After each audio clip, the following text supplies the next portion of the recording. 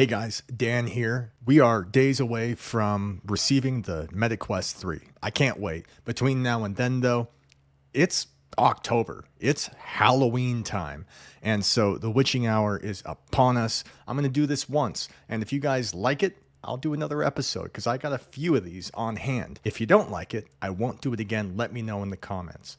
This is a true story found on Reddit. The actual events of it, you'll have to let me know. What do you think? The people exist. I've changed their names for anonymity, but if you dig, they're available online. This is relevant to VR and the MetaQuest 2 in a way that you'll see shortly. Now I'm going to need the proper mood to tell this story, so let's do that, and we'll get right into it. You're watching Bringhurst VR.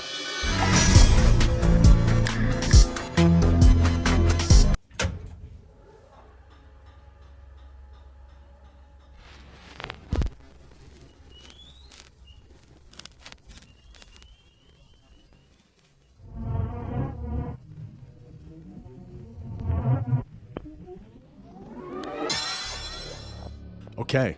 In 2022, there's a young woman named Mackenzie. She had a little brother. His name was Aaron. They lived in Richfield, Utah. Now, this is 2022, the year of our Lord, and earlier that year, her parents had bought a MetaQuest 2.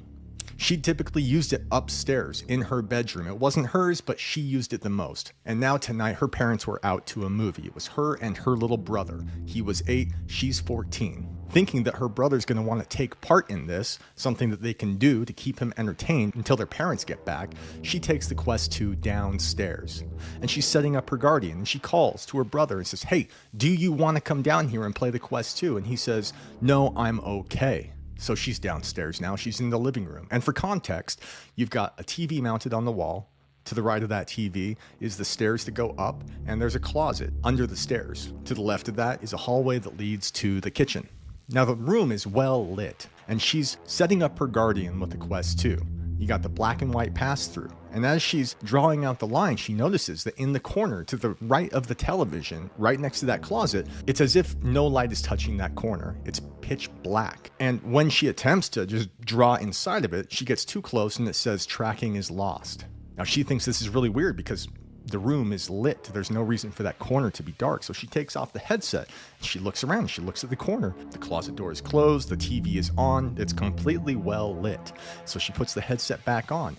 And sure enough, that corner is dark. It's completely unlit. She can't see anything inside that corner. So now she's a little upset. So she's done with this. She wants to play her game. So she's got the headset on. She decides, I'll draw the boundary into that corner. I need this space to play between the couch that she's got in the living room and the foot table beside it. There's just not a lot of room. She needs that corner. So she walks up to the corner, and when she does, her whole screen goes black and it says tracking is lost. She turns around, hoping to see the bright room behind her, but through the headset, now everything's black. The lenses just aren't reporting anything.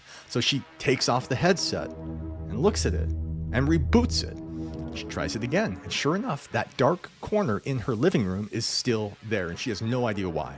And that's when she hears a thump in the corner. She's got her headset on at this point. She's drawn the boundary minus that dark corner, and she pauses. And she hears her brother call down from upstairs, and he says, "Hey, someone's at the front door." And she says, "No, that wasn't the front door. It was from over here."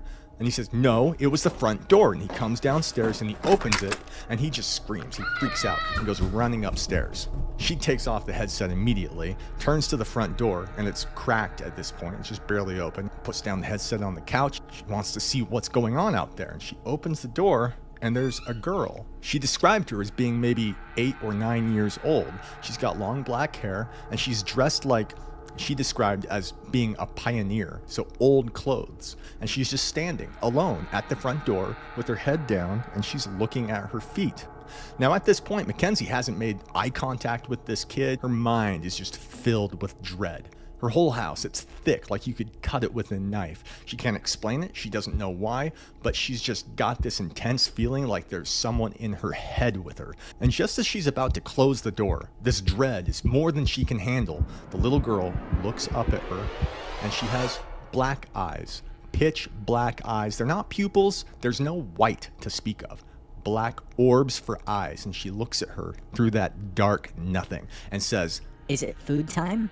And this freaks her out. She slams the door as quick as she can. She locks the deadbolt. She runs up the stairs to her brother, and they lock themselves in his room. And she says, I don't know what that was. I don't know what that was. And he says, what was it?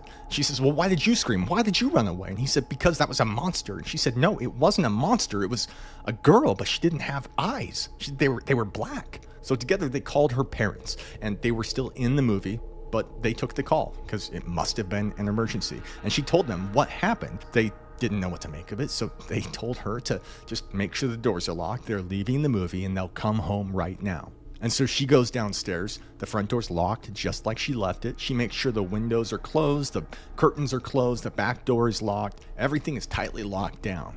At this point, her brother is still upstairs. He's not coming down. It's up to her. And remember, she'd left the Quest 2 sitting on the couch from when she'd first opened the door. So she wants to turn off the headset. Now, you could just hold the power button and wait for the sound to signify that it's off, but it's not easy to hear, so she says she put it on real quick to look for the Oculus logo to know it's off. And as she puts on the headset and holds the power button, she hears through the headset, "Is it food time?"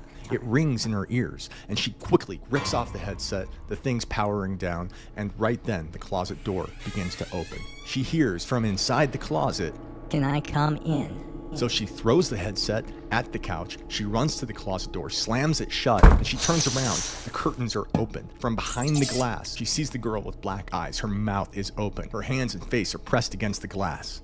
At that moment, she heard a knock on the glass door. It was her parents, so she lifted the wooden rod that kept it locked, let them in, and she starts sobbing and screaming, telling her what happened, this girl with the black eyes. So they called the cops, they made a report on it, and not a lot came of it. Though that dark spot on the headset, that dark corner never went away, she returned it, called it faulty, she got a replacement, and that dark corner ceased to exist. Everything was fine. She never saw that girl with the black eyes again, and to this day, she swears it happened. To this day, her brother swears it happened. But that's all we know about it.